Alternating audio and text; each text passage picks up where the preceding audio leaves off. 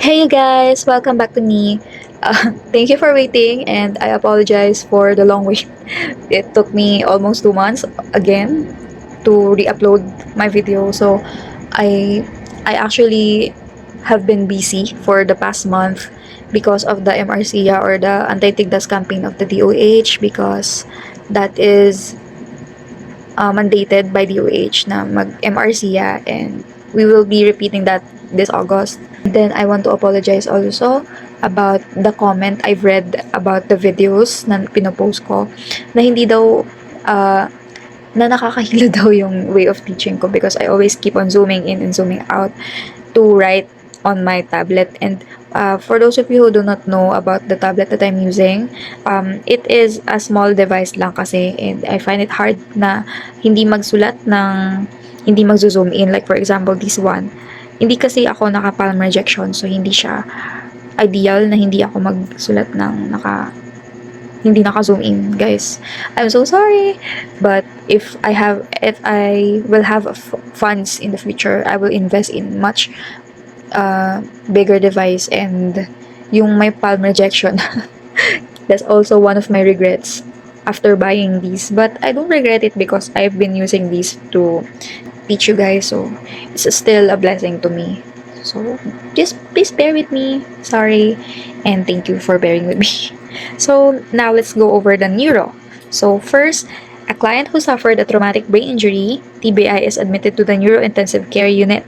Okay, TBI daw siya.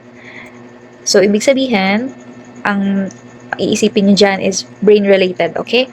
The nurse notes that the client's vital signs are BP 170/60. Medyo mataas siya, guys. Pulse is 48 BPM. Ito ay mababa naman. And then, irregular respirations. So, usually, irregular respirations or mababang respirations, that's just the same. So, for this case, So, itong mga vital signs na to, na increased BP, mababa ang pulse rate, at saka irregular yung respirations, may naiisip ba kayong triad dito? Okay, meron tayong tinatawag na Cushing's triad. So, itong mga exact things na ito, high BP, pulse rate na mababa, or hypertension, bradycardia, and irregular respiration, these are all signs and symptoms of Cushing's triad. So, these are suggestive of Cushing's triad. Okay, sorry talaga sa pag-zoom in and zoom out ko, because I had no choice but to zoom in and zoom out, guys. But I'll try my best not to zoom in and zoom out, okay? So, which baseline pathophysiological process is occurring, and what is the priority nursing action? Okay, ano daw yung pathological? Ano daw yung nangyayari? Ano yung nag-o-occur? Okay? Ano kaya? So, let's go over the options. So, first, shock.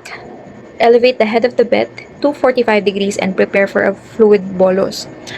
In the first place, shock is a complete opposite of Cushing's triad. So, X na agad siya, guys. Because shock is about hypotension, increased pulse rate, at saka increase ng respiration. So, polar opposite sila. So, hindi na siya. Mali siya. And when you prepare for fluid bolus, ano ba ang nangyayari with traumatic brain injury and the Cushing's triad? Pag Cushing's triad, more likely, ang effect niyan is increased ICP. Cushing's triad, sa brain siya, tapos may TBI pa. Usually, pag mga traumatic brain injury patients, risk talaga sila sa increased ICP. And given the Cushing's triad that we have here, it's suggestive of increased ICP. And when you do a fluid bolus administration, you will further increase the ICP because of the worsening cerebral edema, which we don't want to happen. We don't want to trigger the increasing ICP kasi we want to decrease it, not to increase it further. Okay. D, meningeal irritation. Prepare the client for an immediate lumbar puncture. Okay. Ang lumbar puncture, maganda rin naman siyang procedure to other cases. But here, a sudden drop in the spinal pressure pulls the brain downward, which could lead to fatal herniation. So, may ganong nangyayari, which we don't want. In the first place, wala namang meningeal irritation na sinasabi dun sa, or suggestive doon sa situation. So, hindi natin gagawin yung something na could further lead to emergency or life-threatening situations. Okay? C. Autonomic dysreflexia. When you say autonomic dysreflexia, you have to see through yung situation if clearly ba sinabi ba na autonomic dysreflexia? Meron ba talagang sintomas makakapag-point out sa'yo na autonomic dysreflexia yun? And one of the symptoms here is kapag ka may above T6 na damage or fracture or injury. So meaning, specific siya na may ganun. And dapat yung BP niya is mataas talaga. Hindi lang 170 yan. Papalo yan ng 200 plus yung systolic niyan. So, hindi siya suggestive ng autonomic dysreflexia. Okay? Hindi siya isolated TBI case. Okay? So, meaning, ang correct answer lang natin dito is brainstem herniation. Administer mannitol rapidly as ordered by IV. Why? Because mannitol is an osmotic diuretic. Osmotic diuretic siya. Meaning, it crosses the blood-brain barrier that pulls water into the blood vessels. Ibig sabihin, nagpo-promote siya ng decrease ng fluid doon sa brain.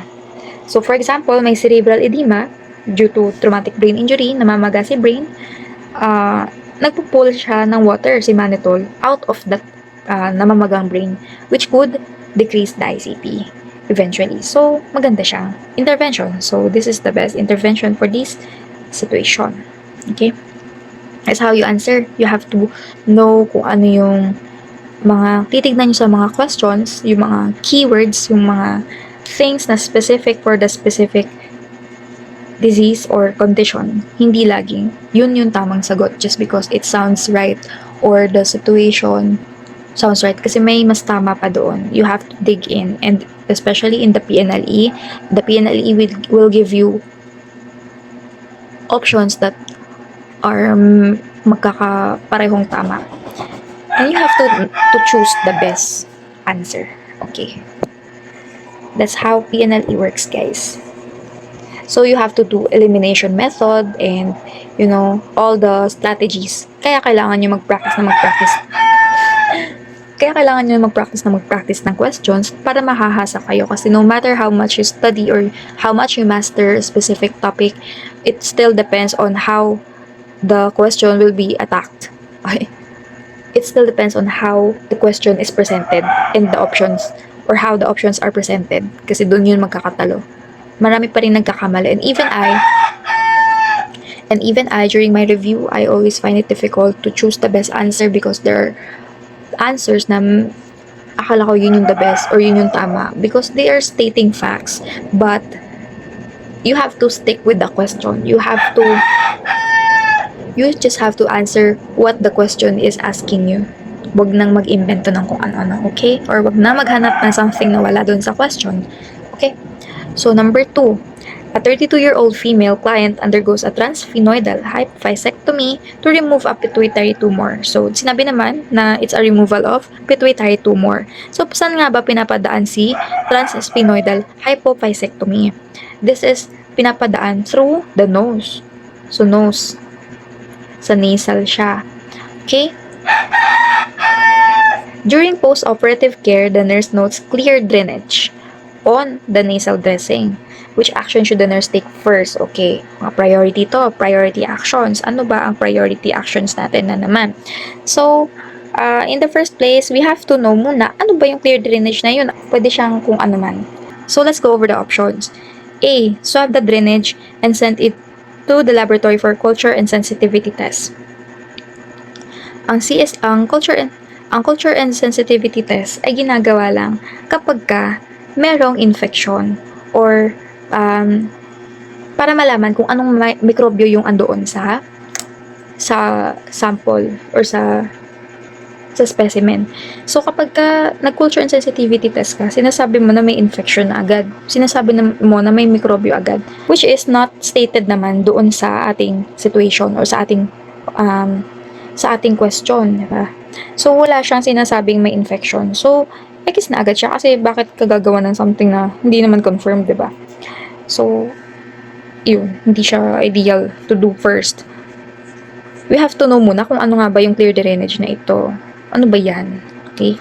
So, letter D, instruct the client to deep breathe and cough vigorously to clear the airway.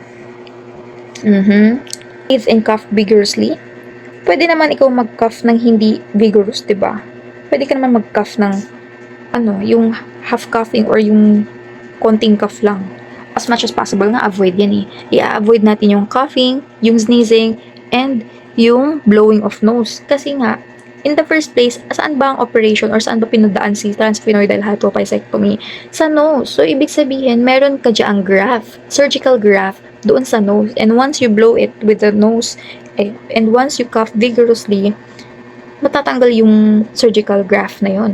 So, may tendency pa na magkaroon ka ng infection. Why? Kasi, matatanggal yung surgical graft na yun, which we don't want, diba? Kasi, posibleng mag-bleed. And maraming pwedeng complications. So, letter C, pack the nasal cavity tightly with sterile gauze to stop the drainage. Tightly, the nasal cavity. So, kumbaga, babarahan mo yung lalagyan mo ng sterile gauze yung ilong ng pasyente.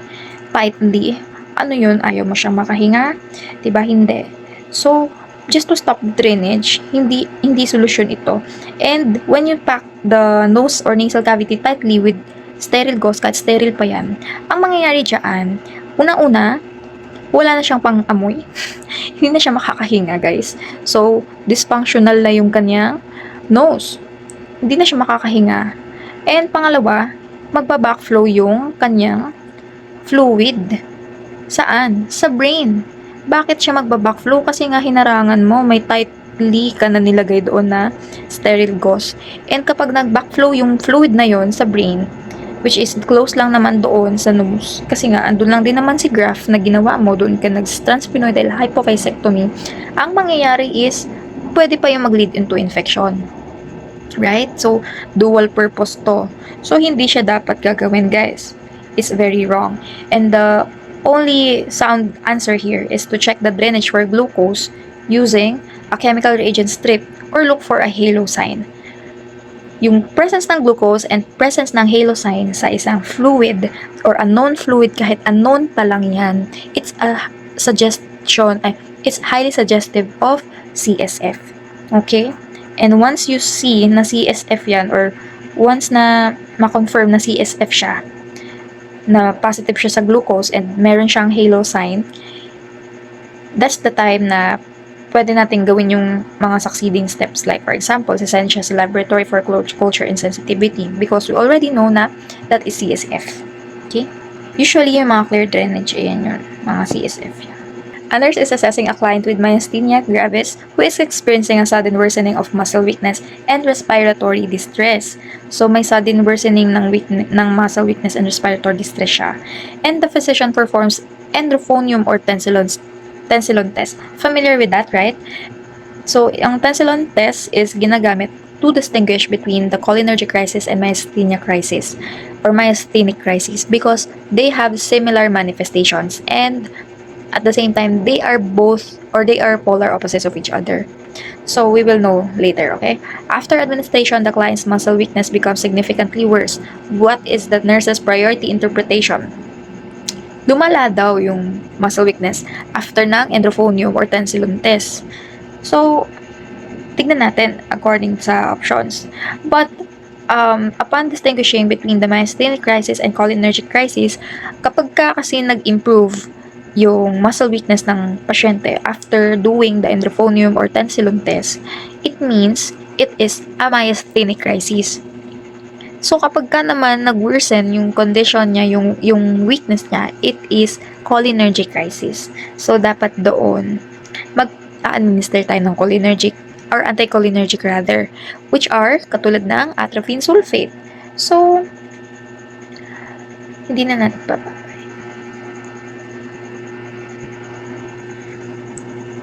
Anticholinergic kasi sa atropine sulfate, okay?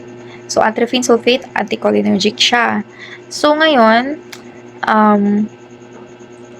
let's go over myasthenic crisis naman. prepare to administer neostigmine. Kapag ka nag-neostigmine ka pa, mas mag-increase siya ng cholinergic crisis. Ito ay gamot lamang or ina-administer lamang kapag ka may myasthenic crisis. Meaning, kapag ka ang result ng kanyang tensilon test is nag-improve yung pasyente, nag-improve yung kanyang muscle weakness, ayun, pwede kang magbigay ng neostigmine. Kasi myasthenic crisis yun. Pero this time, nag-worsen, ibig sabihin lumala yung condition niya, yung weakness niya is nag-worsen, that means anticholinergic dapat ang ibibigay natin, which is a cure for cholinergic crisis. Ibig sabihin ng crisis, masyadong mataas. Masyadong mataas si cholinergic sa katawan ng pasyente. So, atropine sulfate as anticholinergic medication. Ito yung tamang sagot, okay? Tensilon allergy, it's not as, malayo na siya masyado. Kasi ang concern natin dito is about the receptor-related problem. So, muscle weakness siya, and acetylcholine receptor sites ang problem natin dito, hindi allergy. And normal response, masyadong mali na siya kasi hindi talaga normal response yung magkaroon ng muscle weakness na nag-worsen. Kasi ano ba ang danger ng muscle weakness? Ang danger niyan is respiratory failure because diaphragm is a muscle. And kapag may severe muscle weakness ang tao, it could lead to respiratory failure. So, hindi siya maganda, okay? Okay. A client with a spinal cord injury at the level of T4 reports a sudden throbbing headache. Okay? Ano ang sabi natin kanina? Kapag may specific na nilagay or indication na ang damage is above T6, it could be autonomic dysreflect siya. And dapat mataas din masyado yung kanyang BP. Okay? Extreme sweating above the level of injury and the blood pressure of 210 over 110 masyadong mataas. So, possible nga ang impression natin dito is autonomic. O, diba hindi ako nakasulat kapag hindi ko sinusulat. Dysreflect siya. Okay. Which intervention should the nurse perform first? So, ano daw yung first intervention here? Okay. So, A, lower the head of the bed immediately to a flat position. Guys, when you have a patient na mataas yung blood pressure, the last thing you would do is to lower the head of the bed. Because lowering the head of the bed promotes blood flow to the brain, which could impair further yung mga tiny blood vessels natin sa brain, because our blood vessels na sa brain are very sensitive to hypertension or increase in blood pressure. Because they are tiny, they can rupture anytime. So, we don't want that to happen, right? We don't want to promote hemorrhagic stroke. And these data, the 210 over 110 na BP, it's too high for you to lower the head, for you to promote the increase of blood pressure pa. You're just killing the patient, okay? It's a no. Okay, B, administer the prescribed PRN antihypertensive medication. We said na we have to perform first, or we have to see kung ano yung perform natin na first. Yung prescribed PRN, pwede naman siya, pero most of the time kasi sa mga, since we are taking the nurse's licensure exam, we have to first tignan natin kung meron ba tayong magagawa na independent nursing function. Yun yung pwede natin kasing magawa. Ito kasing prescribed PRN na ito, it would take time. Minsan, it would take time pa for a prescription na dumating. So, aantayin po pa ba yun? Wala kang gagawin kahit ano as independent nursing function. Diba? So, let's go over muna sa ibang options. D, assess the rectum for fecal impaction. So, common trigger din siya sa increase ng blood pressure. But, hindi, pero meron pa tayong magagawa. Like, other things, like positioning, assessing. So, assessing the rectum, given na ito ang ating data, you have to think na meron kang dapat gawin muna na pwedeng magpababa ng blood pressure niya, because that is life-threatening already. That is hypertensive crisis already, right? So, by this time, na pwede nating magawa as independent nursing function is to raise the head of the bed to a high Fowler's position. Because raising the head of the bed promotes lowering of the blood pressure. So, yung blood natin sa brain, hindi siya magpupul.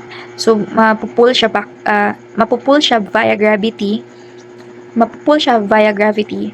downwards. Kaya, bababa yung pressure sa ating head. Hindi na siya magkakaroon ng throbbing headache or mababawasan yung throbbing headache niya kasi isa rin ito sa kanyang complaints. Okay? So, hindi siya basta-basta assess ha, adpay, hindi laging adpay, hindi siya laging ganun. We have to see muna kung ano yung sinasabi ng options and yung hinihingi ng question. Okay, last for this part 1, a client is diagnosed with Parkinson's disease and is prescribed carbidopa-levodopa. The nurse provides comprehensive discharge education to the client and their family, which a statement by the family indicates a correct understanding of the medication's properties and safety profile. Okay. So, meaning, tinatanong lang dito kung ano daw yung nagsasabi ng correct understanding ng relatives regarding the medication, which is the carbidopa-levodopa. So, first, ano ba yung carbidopa-levodopa? This is the medication na binibigay sa mga Parkinson's disease, and isa sa mga notorious na side effect nito is discoloration ng urine and the orthostatic hypotension. So, So, correct understanding ng relatives. Okay? Sa relatives ito. So, let's go over the options. Okay. A. If my father experiences a sudden freezing or inability to move, it means he has become permanently immune to the medication. Permanently immune? Hindi siya, it doesn't sound right. Okay? D. If his urine or sweat turns dark reddish-brown color, we should immediately take him to the emergency room. Okay. The discoloration on urine or sweat or any body fluids is considered a benign side effect of the carbidopa-levodopa medication. So, benign side effects lang sila. Hindi sila dapat ikabahala. Okay. B. We should give him a high-protein breakfast right before taking his pill to protect his stomach from irritation. In the first place, is high-protein beneficial for a person na nagtitake ng carbidopa-levodopa? High-protein blocks absorption of levodopa in the small intestine. So, this is not supposed to be high, it's supposed to be low. Para hindi ma-block yung carbidopa-levodopa sa small intestine. Kasi it is absorbed in the small intestine. We don't want to waste the drug, right? So, dapat cautious tayo sa ini-intake. So, the correct answer lang here is he needs to stand up slowly because this medication can cause his blood pressure to drop suddenly when he changes positions. Hypotension related to changing of positions is also called orthostatic hypotension. So,